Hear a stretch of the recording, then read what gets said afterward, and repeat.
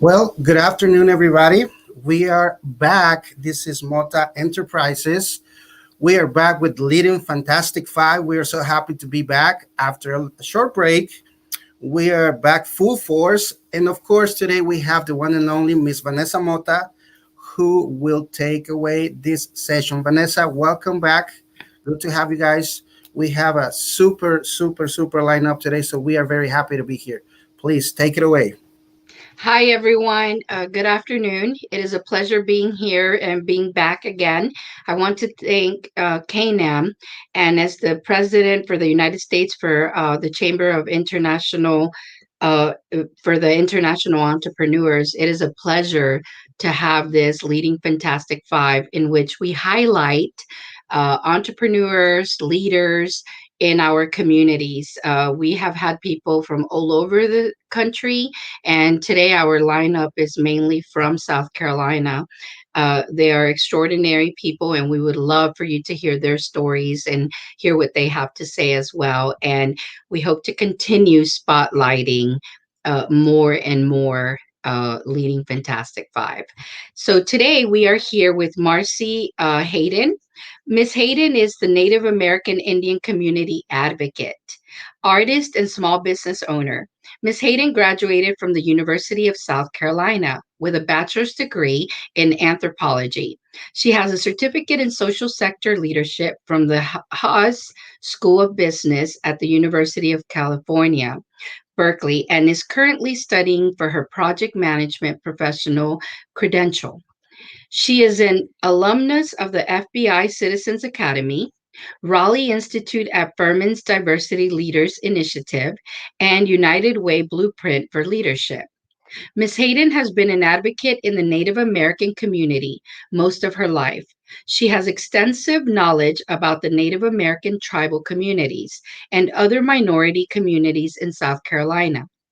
She has been instrumental in assisting the Native American and others to find resources to build capacity in their communities. Ms. Hayden is a trainer and has expertise in the areas Native American history and culture, Native American law and policy, cultural competency, policy, health disparities, minority and culturally specific topics, anthropology, archaeology, research, and nonprofit organizational leadership. Ms. Hayden has served on multiple boards and committees throughout the state to help bring about the needs of Native American Indians, people in poverty, persons with disabilities, and mental illness. Ms. Hayden has had a lifelong passion for arts and culture.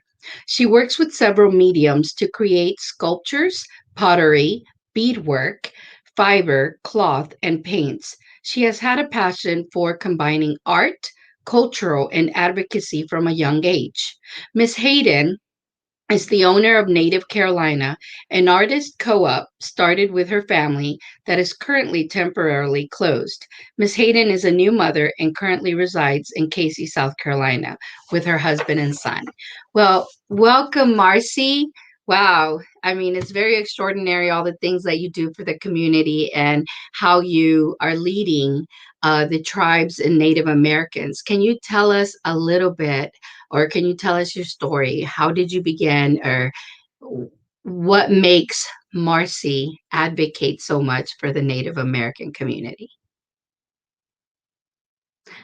You're muted.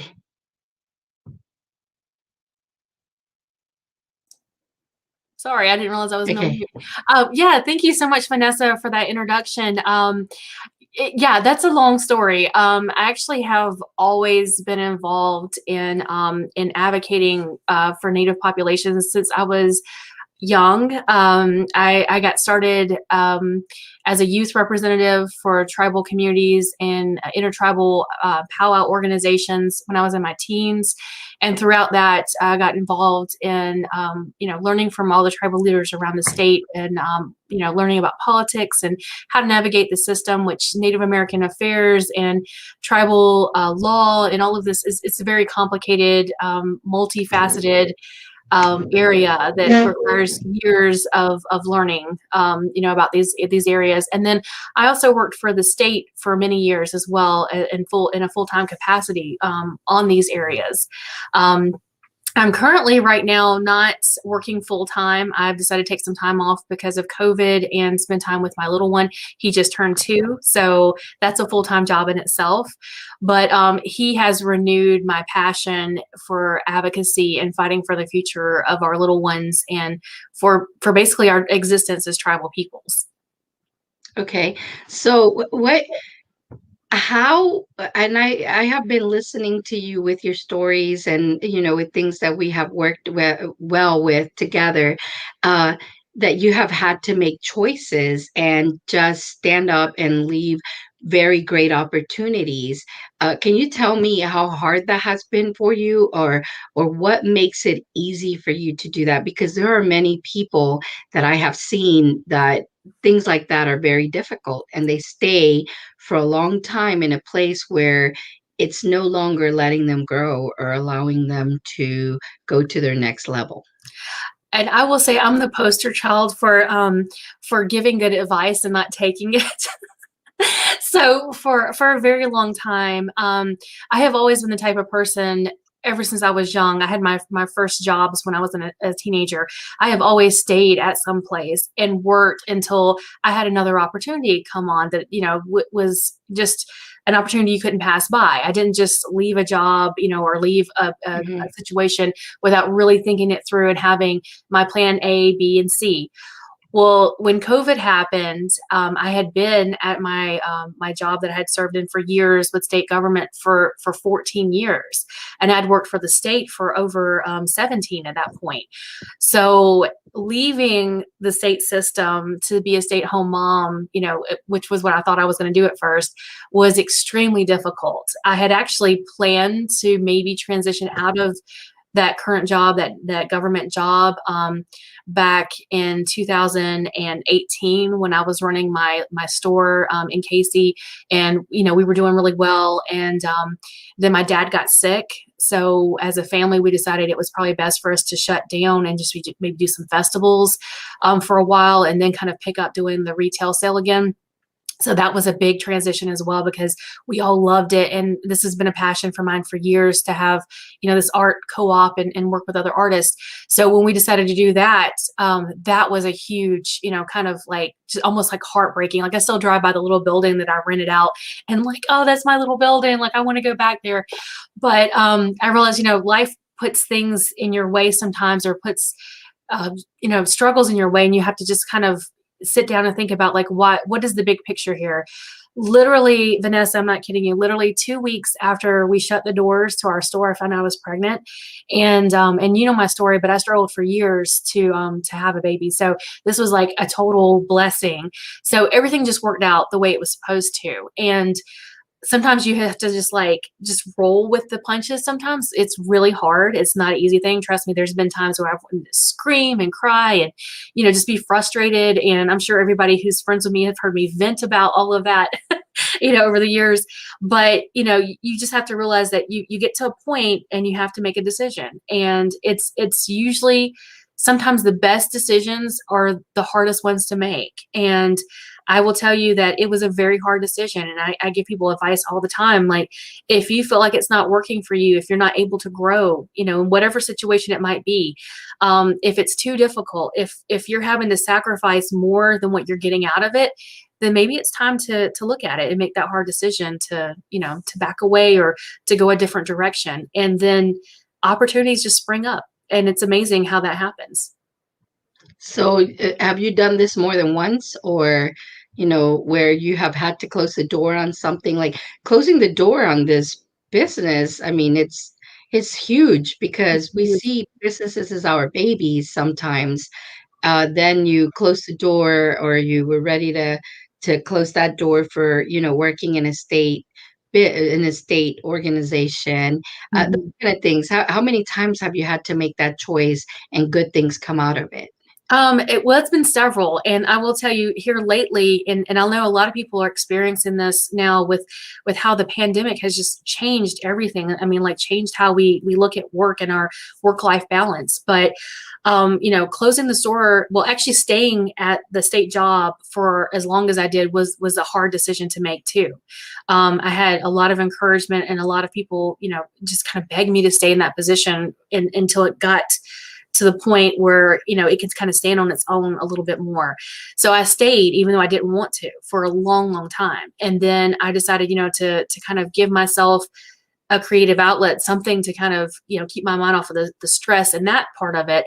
And granted, yes, I was getting paid, so I mean, like I was getting something out of it, but I really was ready for a different perspective of life.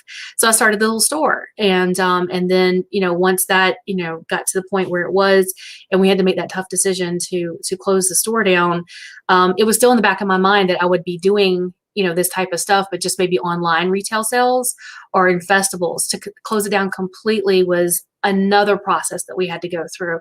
So at this point, we have decided to not do the arts and retail sales in the co-op that we had before, but to actually transition into doing more like training and consulting for people, because we saw there was a big need for that.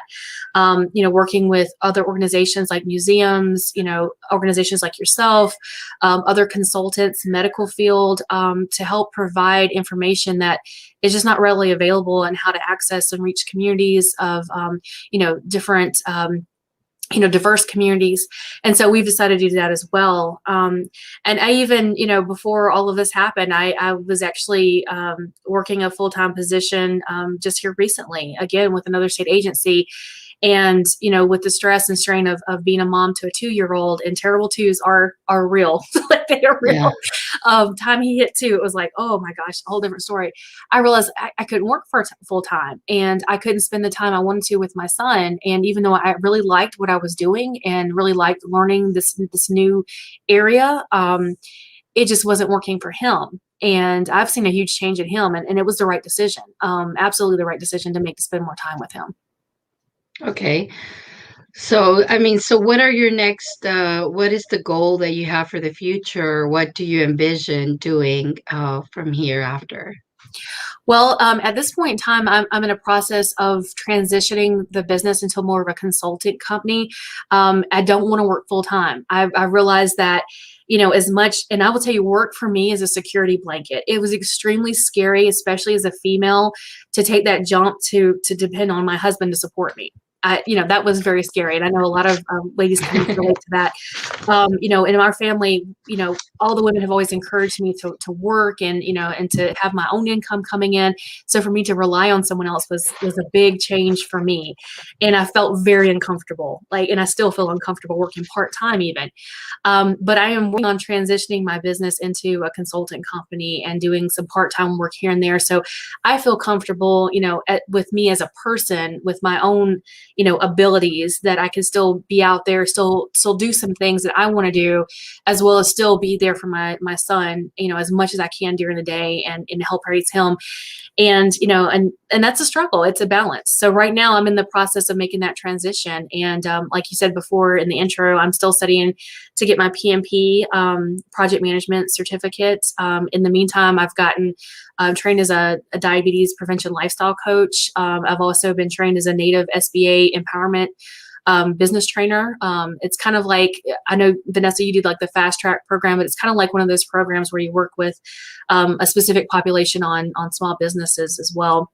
And I'm working with another organization that has pulled me in as a subcontractor to do some consulting with them on cultural competency and organizational development and diversity inclusion. So there's a lot of opportunity out there, and it's just picking and choosing what fits best for my life currently. And again, I encourage folks, sometimes it's hard to take that leap of faith, but a lot of good things can come out of it. Like I said, I was very much a planner, had my, plan A, B, C, and D. And this time I kind of just took a leap of faith, and a lot of good things have come out of it. So on the back end, I'm going back through and making those plans on how I'm going to, do this and change things around. But I still want to keep, this business going in some way, shape, or form. Thank you, Marcy. can you please leave everyone? It's been a pleasure listening to your story and hearing all these great things. And I'm going to keep that in mind. Leap of faith, because sometimes I like to have processes and have everything A, B, C, D, but sometimes we have to take that leap of faith. Can you please give the communities uh, some piece of advice from you or a quote from you that we can take with us here on after? Yeah, I think my biggest advice is to really do some self-evaluation on what's holding you back. What is your fear? If you can figure out what that fear is that's holding you back from something, it's easier to work on it and figure out a way to move forward. Again, like I said, work for me was a security blanket. I was extremely nervous and anxious and scared about not working a job that was just ingrained in me to always work. I mean, I've always worked. So for me not to work, I literally sat on the couch one morning and was like, I have nothing to do. Like, this is so weird. Like, I'm not used to just not having something to do. And so, sometimes you have to realize that was a fear for me. I mean, like, it seems crazy, but that was a fear for me, not having and not being busy. So, just identifying those things and, sometimes just sitting down with a journal and it's so silly. Like, I know like little kids like stickers. I like stickers too. So I would sit down with my journal and I would just like put some stickers down and get my little motivational stuff going and, just plan and talk and think about ideas of things that I've always wanted to do that I haven't done. How do I get to that point? What's holding me back from getting to those things that I've always wanted to do? It's always been on my bucket list, but I haven't done yet. So yeah, I would just say take some time. It's that self-care, that self-motivation, that insight, going in and looking at and self-evaluating and to see where you are. Thank you very much, Marcy. So self-care is another one, guys. Yes. Thank you very much, Marcy. It was a pleasure having you today on Leading Fantastic Five, and thank you for everything, okay? Thank you so much, Vanessa. Good luck in your Thanks. Thanks. Hi, everyone. Again, this is Vanessa with CAINEM, the International Chamber of Entrepreneurs, and I am the U.S. President. And today we have Leading Fantastic Five. Our next special guest is Jimmy Chow. Jimmy Chow was born in Taiwan, is now a resident of Lexington, South Carolina. He is married to Jane, and has twin daughters, Jessica and Nicole. He obtained his BE from Chung Yuan Christian University, Taiwan, in 1978. After graduation, he served in Corps of Engineers and honorably discharged as lieutenant. He came to the U.S. in 1981 and completed the Master's of Science in Civil Engineering from the University of South Carolina in 1983 and was enrolled and completed courses requirement in the PhD program. He is a licensed professional engineer in the state of South Carolina, North Carolina, Virginia, Pennsylvania, Georgia, Alabama, Florida, Kentucky, and Texas. He also held a licensed building inspector and a general contractor license. He is the founder, president, and CEO of Chow and Associates, an engineering firm specializing in civil structural engineering, land surveying, asbestos, and lead-based paint survey. He established the company in 1987. The firm currently has 20 staff members, including 6 engineers and 2 land surveyors. Chow has been the open and structural civil consultant for many local, state, and federal governments, such as USC, South Carolina DOT, South Carolina DMV, South Carolina PRT. Thank you, Ms. Richland County 1, City of Columbia, Richland County, South Carolina State University. So Mr. Chow has served as the National President, Society of Professional Engineers, Columbia Chapter. He was also the chairman of the Structural Technical Group of the American Society of Civil Engineers. So as you can see, Mr. Chow is a highly commended engineer who has done many great things. And he also serves as the board of director in many boards, and I know I always hear about Mr. Chow everywhere I go. He's a very well-known person and very, he works very well with everybody, and he is also kind and very family oriented. So, Mr. Chow, can you tell us a little bit about your story, how you came here and decided to open your business, this engineering firm, and how has it been for you throughout your story of your business? Well, thank you, Vanessa. That is a long question, so I will try to answer the best I can. Okay. And when I graduated from college, and uh, I was talking to my wife, Jane, at the time, and she just wanted me to go to came to the United States to pursue the opportunity and the success. And so I listened to my wife and put in the application, and I got accepted into the University of South Carolina. Then the rest is history. And so when I graduated from the Carolina, I ended a job at the local engineering firm. And that was my plan, because that's the Asian culture is once you get into the business, you just stay there, keep on working and going up the ladder, and then retire from there. But that company totally shook my, the belief and the confidence about the business, because one of the owner of the company, he got fired overnight, and the next morning I stayed late and I talked to him the night before, and the next morning I came in, his office was empty, they were all cleaned out, and so they just shook to the core, and I start realizing there's no such a culture in the business world like back home, and so that's things that start changing my thinking, and later on when I became the engineer, I just walking down the aisle. I still remember vividly today that I was holding my briefcase walking down the aisle. Then all of a sudden, I just thinking about I was just looking at, I'm walking down toward my tombstone, because at the junior store, I was sitting outside of the store. Then I keep on moving to the hallway. And then, the end of the hallway, which is to become the director of the department, that's the end of my life, and that's end of that's my tomb. And so I just got so scared. I'm not ready to die. And here I am. Feel like I'm going to the tomb. So anyway, that just get me scared, and so I decided, okay, I want to do something. Again, at that time, I was clearly, realize I would never, the highest I can go with that company is become the director of the bridge engineering department. Nothing more. I can never go to the corporate ladder, become vice president and all that, because I'm not in the core. And so the only way out is start my own business. So I started the business, the 87. Of course, at that time, I've been getting advice, asking my friends in the recommendation.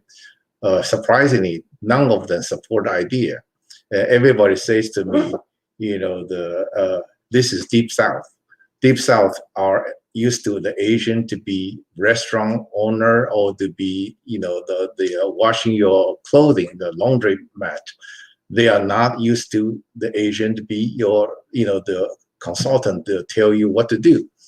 And so I was followed Marcy just said, leap of faith. I said, okay, well, I'm scared. I'm going to do it. What I got to do? So I just jumped. But everybody's recommendation gave me a good idea. So I named my company Chow and Associates, so that people know this is Asian-owned company. If they have a problem, they can save their time and my time, and just they will never call us to begin with. And so that's been our our philosophy. And of course, like any new business, we are getting in the beginning. There's a lot of struggle, but we are very fortunate because I am sincere believe when you're doing good, when you try to treat people right, and people will respond in kind with you, and which that's proven to be the case.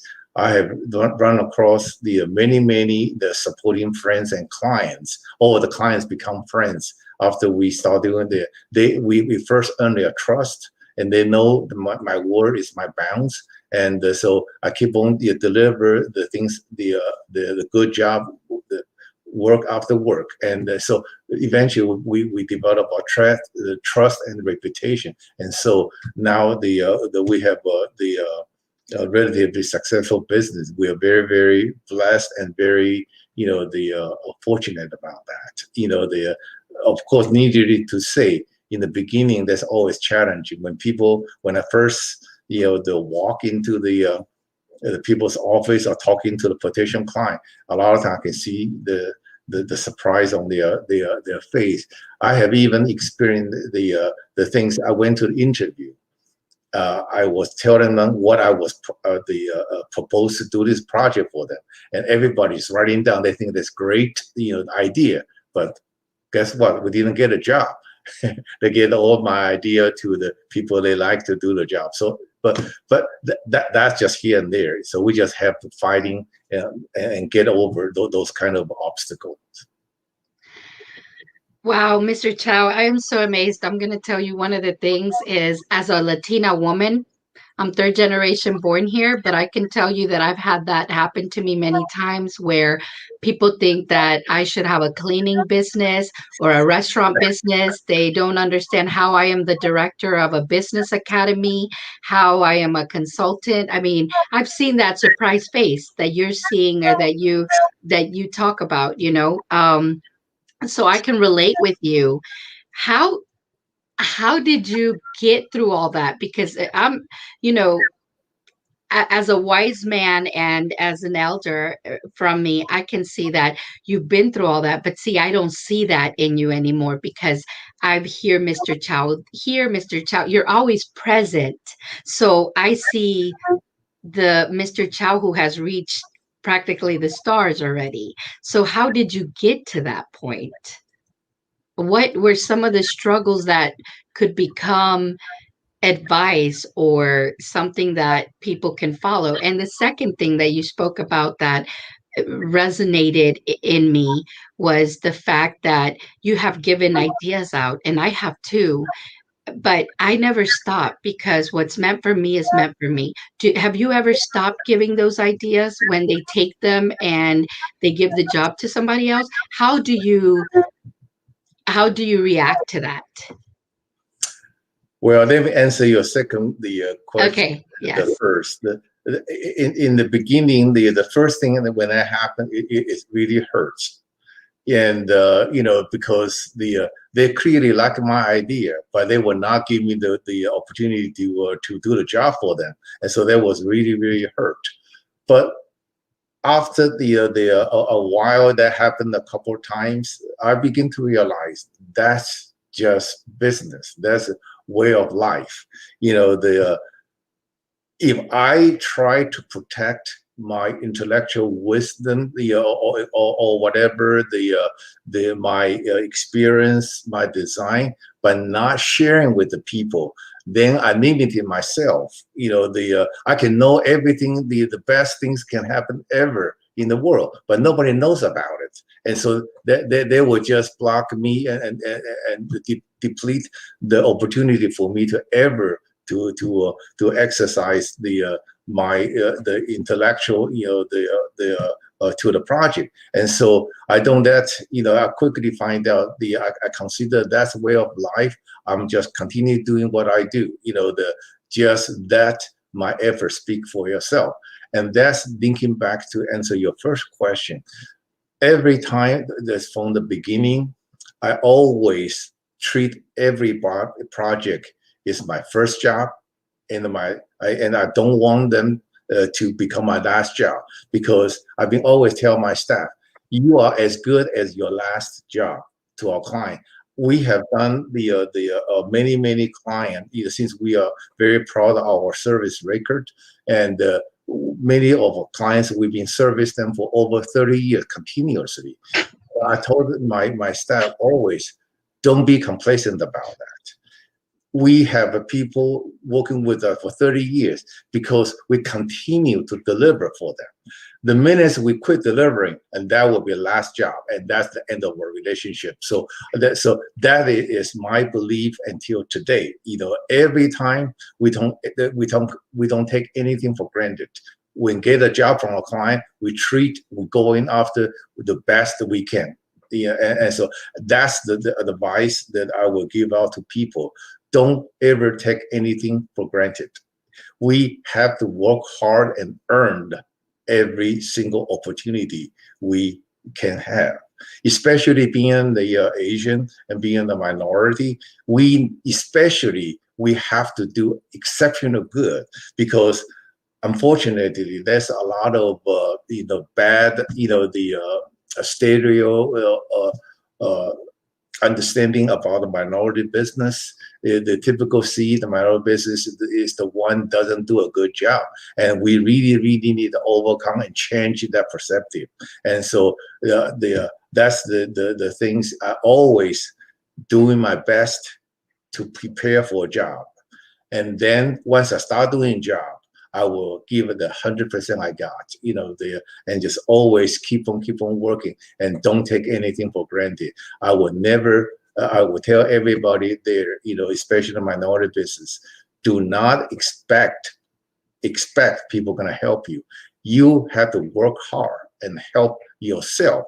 Once you can do that, then you will see, well, all those people, they have a good, kind-hearted, they will start helping you. But nobody won't stop and help somebody that cannot help themselves. That is very true. So we have to work harder. I would like to get a little bit into this subject with the Asian hate crime. Did you suffer any of it, or were you close to anyone who suffered any of the Asian hate crime during this pandemic, or still happening? My family and the people around me, we were fortunate. I think the South Carolina is overall is good, kind-hearted people around. So I've been reaching out to all the community members. I'm a part of the Commission of Minority Affairs, the Asian American and Pacific Islander Committee. So I've been reaching out to everybody. We are very fortunate, thanks to the good, kind-hearted people in South Carolina. I don't think the hate crime is too severe. At least we have not heard too much about that. However, everybody across the board have experienced some kind of discrimination, and that is unfortunate. That's the sort of a way of life, and so we are. One way we are very fortunate, but on the other hand, I was very saddened, especially when the Atlanta massacre happened. It really struck my chord. I went to the street to do my demonstration, the first time ever in my life, because I'm a business person. I always try to keep the things the low key. As you know, that's especially the Asian culture. Asian culture tells us to keep your heads down, do a good job, and don't stick your head out. And if you don't stick it out, people are gonna overlook you, and the trouble will not find you. And that's been the Asian culture. But the Atlanta, when the 6 women got killed for no reason, that just really to me is the breaking point. I say that's enough. Enough is enough. Yeah, and remember, we're all here to support each other as community members. So here, at MECBA, we also had the Asian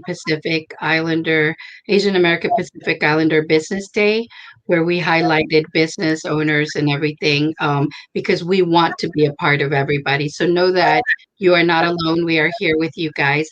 I would thank you, Mr. Chow, for this wonderful interview and spotlighting your story.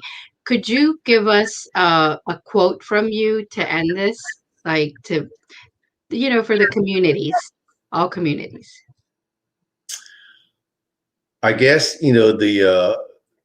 I've been in this community almost 40 years now, and that's one thing I have to say. We really, every one of us in this community, need to treat this community as our community, especially for those minority community members. We have to embrace and support and give everything what we can to support this community. The whole community gonna rise and fall as together. And so, that's the simply say the rising water lifts all boats, and so we are in this boat. So we need supporting each other, and we need to have a kindness and justice and fairness to treat everybody. And so, if we starting from ourselves, we're treating everybody with fairness and the kindness, and then we try to give out whenever you can. I think sooner or later, this community are going to become harmonic, the community, and suited for everybody to live, enjoy in this community. Thank you very much, Mr. Chow, and I hope you have a wonderful weekend. Okay, thank you very much. Thank you, Vanessa. Thank you for. Hi. Thank you. So again, this is Vanessa Mota, U.S. President for International Chamber of Commerce for the entrepreneurs. And we are here today with the Leading Fantastic Five, a program we have begun. Thank you very much, CAINEM, for everything that you do for us. Next, we have Jim Manning. Jim Manning has a master's degree in social work from West Virginia University and a master's in public administration from USC. Jim retired following his first career as a social worker and administrator in state government, then worked full-time with the nonprofit organization Palmetto AIDS Life Support Services for over 10 years. Now in his third career, he is an enterpriser who created an electric consulting business, Gray Hair Solutions, LLC, where he offers conundrum alleviation.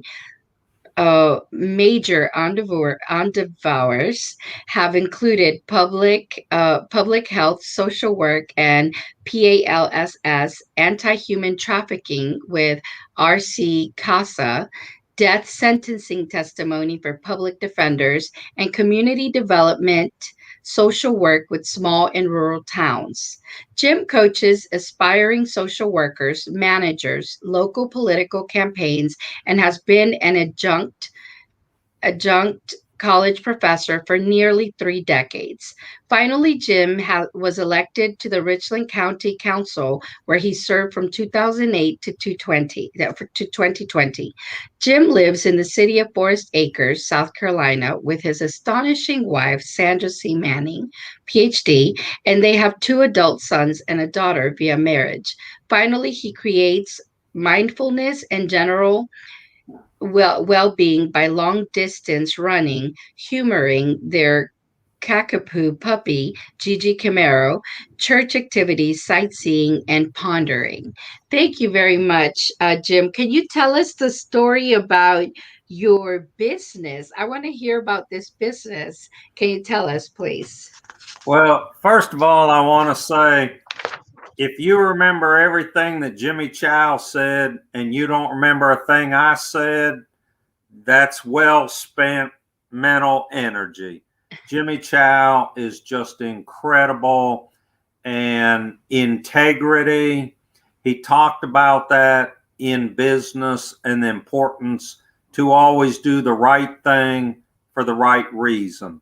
Well, that's not just something he was telling us all.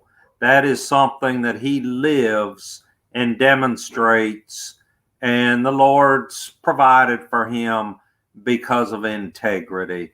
And just what an honor to follow him. And Marcy, I learned so much from her. Gray hair solutions. So, Jimmy talked about it some, and it's been referenced that there is a lot of discrimination that happens within minorities. As you indicated, I worked for state government for 3 decades and then a decade in a nonprofit. In the nonprofit, in my early 60s, there was funding cut by the federal government, and so they had to let me go. And at 61 years of age, in applying for jobs, because I was a lot like Marcy. I did not grow up in a family that did business things or entrepreneurial things. We all worked for somebody, and as Jimmy talked a little bit about before he got into working for himself, you work for an organization and you just kind of had a job and you went to work and you did it well. So when I hit 61 and I started applying for jobs is when I learned firsthand about discrimination. I'd always known about ageism. Honestly, as a social worker, I thought that my profession and human services did not do the ageism thing. But I learned we seem to be able to do that as well as everybody else. So a blessing for me is that I made it clear to my early 60s before I really had personal discrimination. One of the things that I wanted to make sure that I said today, Marjorie Hammock, who is a social worker with 6 decades of experience. She graduated from Howard University and HBCU up in Washington 60 years ago with her master's in social work. I've been very fortunate for her to be a mentor. She was the person who provided training, I would say 25 years ago, the first training that I ever received in diversity training, cultural competence. And what she taught me then, and it's still just been so wonderful, we talk so often about America being a melting pot. And she talked about, she kind of pushed back on that and said, we need to think more in terms of a tossed salad, that we're all in the same bowl. But the tomatoes need to be the tomatoes, and the carrots need to be the carrots, and the lettuce needs to be the lettuce, the onions need to be the onions, the green peppers, because they all have all their wonderful qualities. But we need to mix up and live well, work well together in the bowl, not be blended in a melting pot and be all the same. We need to share the richness of our cultural and personal experiences. So on this platform, I just wanted to give credit to Marjorie Britton Hammock, a wonderful social worker who taught me a lot about the importance of international communities. Had the opportunity to represent Decker Boulevard when I was on county council, which was known as Richland County's International Corridor. And we had over 60 nations represented either by people who had a business there or lived within 2 miles going north or south of the boulevard. So it was such a wonderful opportunity for me to learn so much, and for me as an elected official to, talk to many in that community who lived there but were not embracing that international flavor. They were very upset when the Red Lobster moved, when the Target moved, when the Kroger moved. And, to help them understand, we still had a richness and many businesses where you could go eat something maybe a little different than you were accustomed to, but it was important for us to do that. So I was fortunate to have the opportunity to play a bit of a role with that. In terms of my business, Gray Hair Solutions, that comes from the idea that I've been there and have the gray hair to prove it. Throughout my career, many people like Jimmy Chow that were on, he studied engineering, and pretty much that was the focus of his work. As a social worker, I was involved in so many things. My wife, with her PhD, stayed home raising children. I thought with her PhD, she was going to make money. And so, she sent me out for part-time jobs all along the way. And so I just had a lot of different experiences. So when I realized that I wasn't going to get a job at my age, I said, well, then, I'll create my own. And I thought, so what is my real talent? And then I had the insight, Vanessa, and this might be helpful to other people who are thinking about either growing their entrepreneurial business or starting one, is I took a pad and paper and I didn't write down what my resume said that I should do or be good at. I did not write down what I thought I was good at. I tried to write down what other people valued in me. And it was things like, Jim, you march to the beat of a different drummer.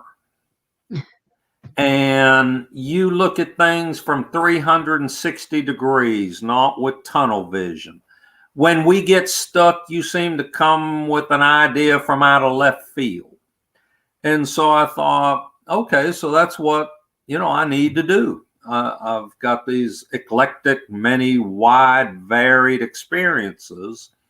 And that's the talent I bring. So I'm not going to compete with people who do strategic planning for nonprofit boards. We have many wonderful people in our area who have been doing that full-time for a living for 2 decades.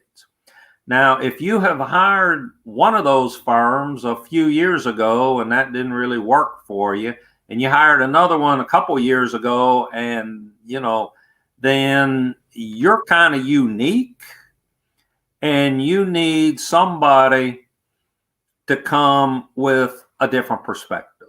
And so I would just strongly suggest everybody listening is to really figure out what other people value in you and then market that.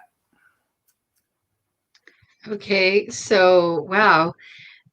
In other words, what you do is after you think outside of the box. So instead of following the strategic consulting and all those things, you bring an outside of the box perspective into the consulting of the business. Yes. That is very nice. That's I call that disruptive thinking, and that's a new thing I learned in Harvard when I was there last year. It's all about that disruptive business, disruptive thinking. So that's really great. You also said something about the corridor. Do you see that growing more, or now that, with the pandemic and with all the, because, you do have, it's an Asian and Latino mainly owned businesses. Do Yeah. you see any of that Asian hate crime happening there as well, or? I was very interested by what Jimmy said before me, because having been an elected official, being a social worker, I'm pretty comfortable about approaching people and asking them sort of sensitive questions. And I have been asking Asian Pacific folks in our area if they are experiencing it in the Midlands, in the Columbia area. And just like what Jimmy said, they have, told me many stories about family members in other places. But they told me the same thing that Jimmy said here on your show, is that in the Columbia area, I think, and, I have to give some credit to the work that you've been doing for a long time. I have to give credit to Sheriff Leon Lott for all the wonderful work that he has done over the last 20 years, making sure that his deputies, his law enforcement team looks like our community, and for his officers to learn from each other in the community, from different kind of communities. Raja Lori with the International Festival and all the other international things that he does. We have University of South Carolina, the #1 international business school. I do believe that Columbia is the best kept secret in the world for people of different countries, nationalities, and cultures living together well. And something you said with all the people you mentioned, it takes a village to make a difference. And all the work that we do, trust me, it takes a team here. And without the team, without God and without the team, I would be nowhere. But I can tell you one thing is that when we work together, there's a difference. And the difference is always for better. I also love everything that you do with inclusion and diversity. And I really feel that you're right.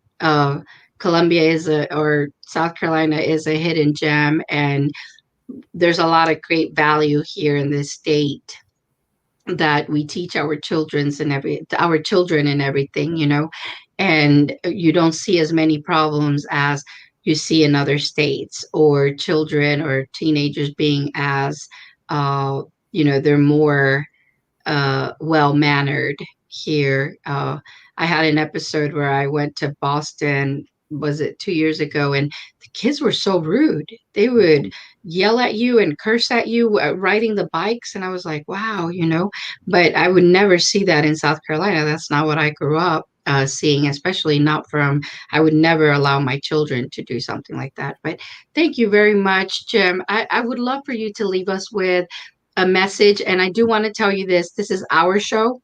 It's not just mine.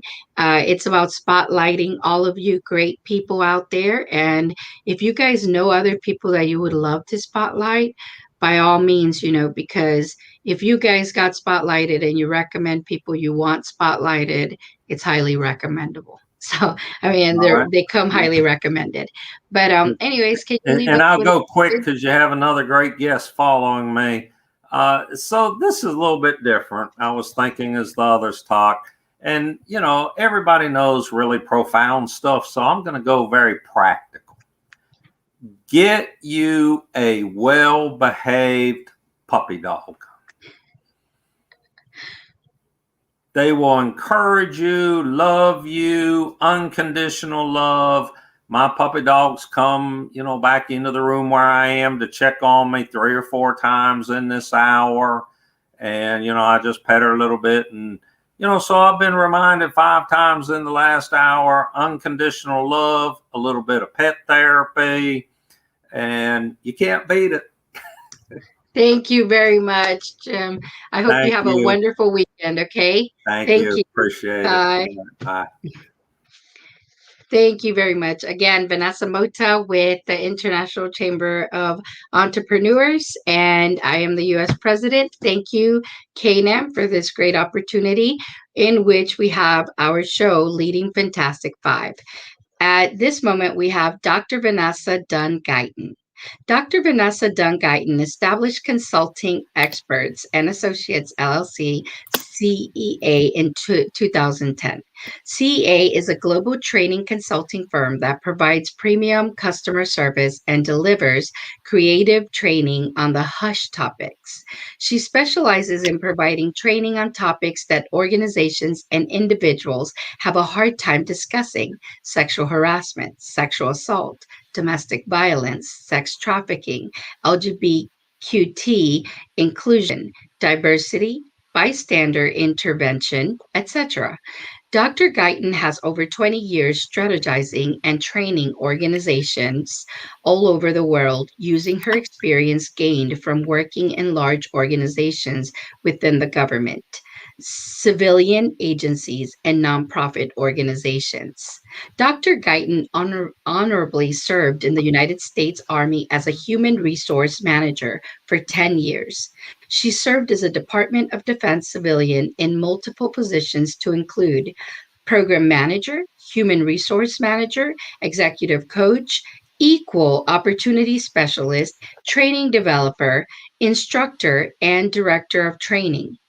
Her vast knowledge, experience, and willingness to share information led her to being known as the consulting expert by her clients and peers. She continues to support the military by serving as a senior consultant and advocate that provides specialized training and certification for their sexual harassment, assault response, and prevention, SHARP, and the Department of Defense DoD Sexual Assault Prevention and Response Program SAPR.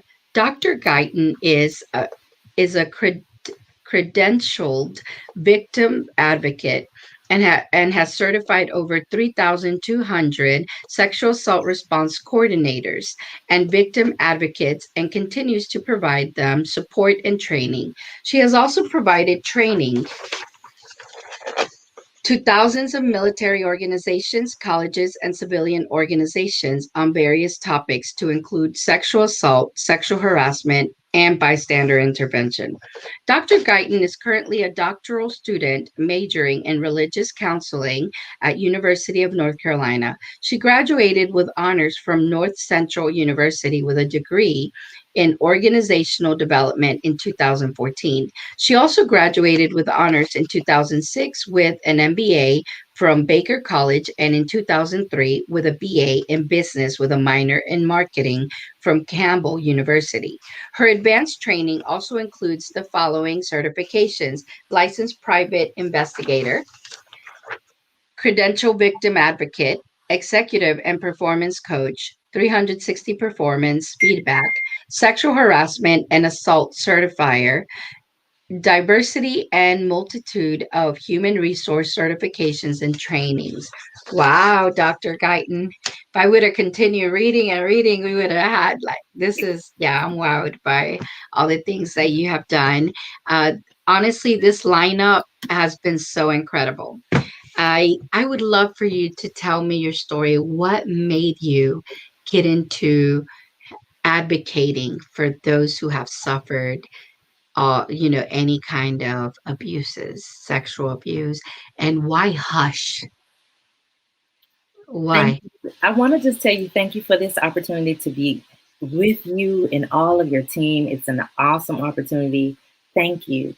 The reason why I started Hush No More and really started focusing on what I call the hush topics is because I'm a survivor of military sexual trauma. My first duty station in the Army, I was sexually assaulted and I suppressed it. I forgot about it, removed it from my memory completely. 17 years later, I have a trigger in the mall, remember it, then realize that I needed a lot of help. So over the years, I struggled a lot, even while going to school and trying to work my business. So I decided to create Hush No More to give survivors a voice, to have someone there that will listen to them, that provide resources, and also to talk about it in our communities. And as I started talking about military sexual trauma, everything else started falling into place. We realized that there is a major intersection between trauma. And I just wanted to be able to love on people, to have people a place where they can go, where people believe them. We believe you. And I didn't think that that was possible for me. There was no place for me to go during that time. And so that's how Hush No More was created, and also how consulting experts evolved, because we didn't start out talking about these topics, but it evolved into that. Okay. And how many countries? I know that you speak in different countries and you train and advocate in different states. How many countries are you in? Are you doing this you're doing your business in? So essentially everywhere the military goes, I had the opportunity to go. So all around the world. We also have a satellite campus now in Ghana where we support a school there, talking to young girls and mentoring the young boys there as well. And I'm in pretty much the Middle East, which is a big place for the military. So Europe, I go to Germany, I've been to London, I've been all over. It's an exciting thing to be able to do what I love, to raise awareness, to show love and kindness to people, and to train, to talk about business and how businesses can actually focus on these topics and ensure that there's prevention in their organization, especially like domestic violence. It can happen in any organization. So are you prepared for that? So that is some of the things that I do and actually love doing all around the world. I've always believed in that, especially, with us, we're all about business. We advocate businesses and everything. But I've always felt that even, there's domestic violence, there's harassment, there's all these things that as businesses we need to learn. So what are you doing to advocate it in the business forces, like in the business force? So what I do is I go in and I talk to supervisors and leaders, the executive level, to ensure that they understand the risk that is associated with all those different hush topics, right? And then I talk to them about how can you make yourself accessible when your employees are struggling. Majority of our time is spent at work.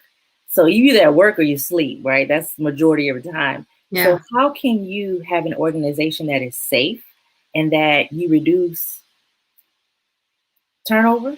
Because when your employees have a lot of turnover, a lot of mental health issues, there's turnover. You also reduce risk, the safety risks and the threats that's associated with it as well. So I go in and I talk to them about it. And I also talk to their employees to give them a safe space to come and talk. And it's important because you want to be able to take care of your people. You want to be able to take care of them and let them know that you believe in them. It's not just about the job, because then they stay with you for years. They're invested when you invest in them. And so that's what I do. I go in and I talk to different organizations of how I can benefit them by having this discussion. Have you seen any changes now during this pandemic or with all the, the hate that's going around? Have you seen where, your services are needed more, or where they have come in handy in a different window, like in a different aspect? So since COVID, we have had an increase in calls, and we do a lot on social media. So I get a lot of messages over Facebook and Instagram, which is surprising to me, but people do reach out to us that way. And we contributed to people are home together now in close quarters. Before, everybody was at work. You didn't have to spend that much time with your spouse, your girlfriend, your boyfriend, and now you're there with them all the time. We've also seen an increase in teen dating violence, and we've seen an increase in child sexual abuse, especially incest. So children are home, they're not at school, not being seen. So there's no way to really identify what's going on with them and have that eye. So those are the areas that we've seen an increase in. So let me ask you a question. I've always looked at business owners as leaders of their own communities, their own clientele communities. Have you like implemented anything as where these business owners can be trained in order to see or notice those things? Because, for example, a store owner may know more than he thinks or she thinks, because sometimes they're not looking at those key points or those,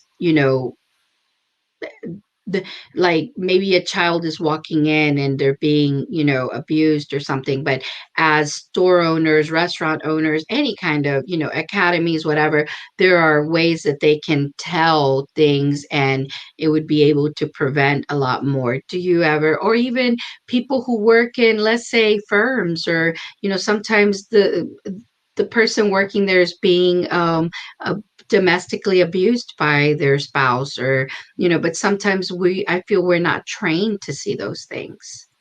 So we give training to supervisors because normally they are the one that's right there with their employees. They're on that level. So we do the middle management type training for them to be able to identify, and also how to have the conversation. How do you approach an employee that has a black eye? So we do give training from that perspective. When we go into different organizations like restaurants and hotels, we talk about human trafficking.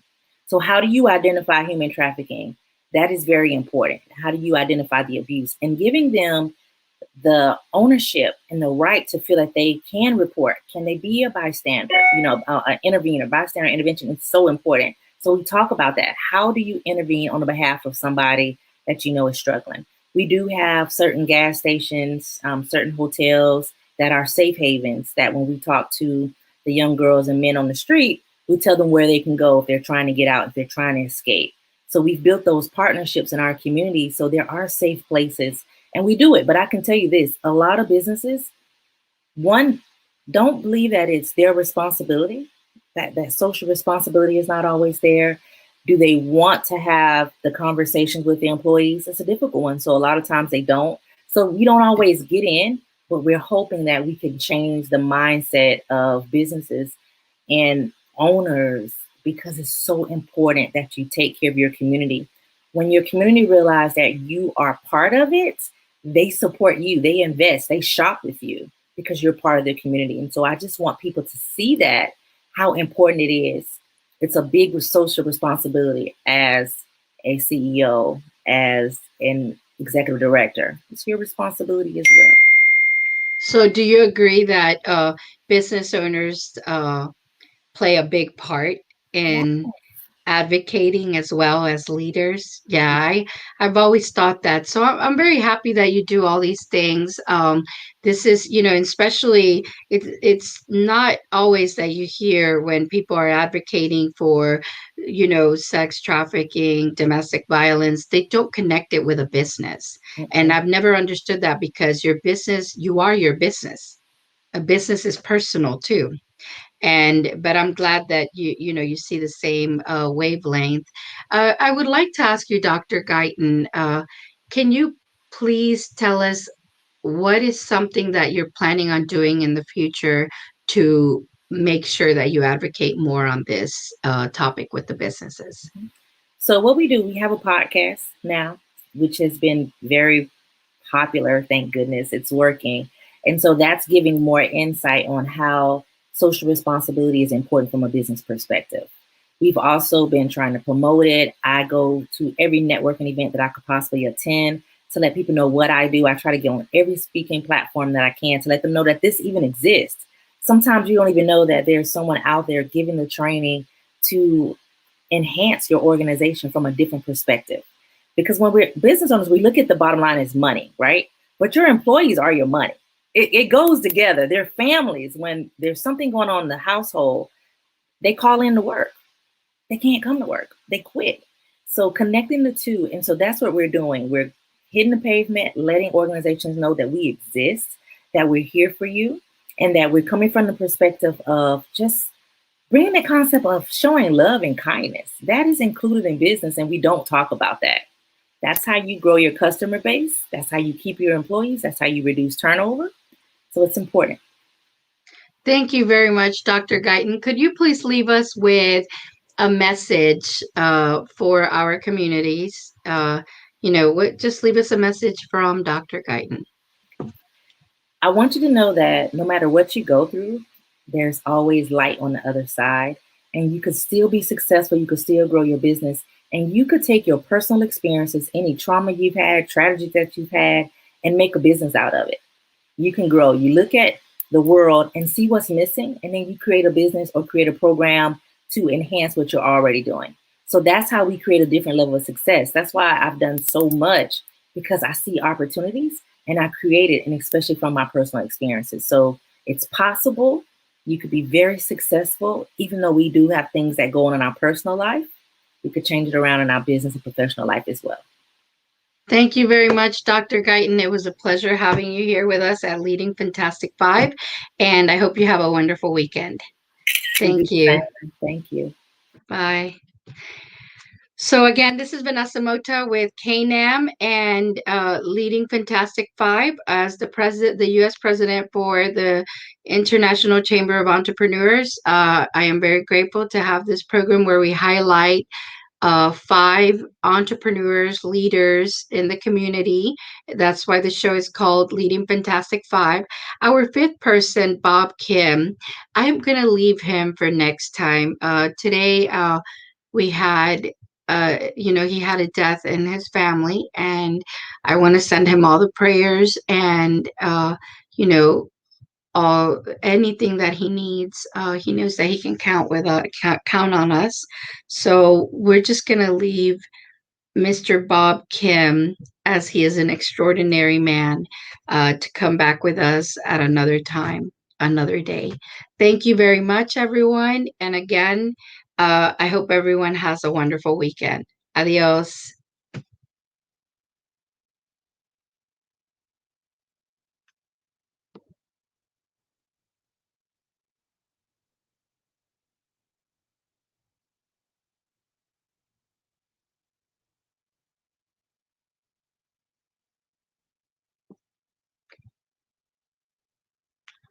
Sorry, guys. Thank you. It was a wonderful time. And again, we hope, you know, tune in for next week's Leading Fantastic Five and to hear the extraordinary lineup that we will have next time as well. Thank you very much.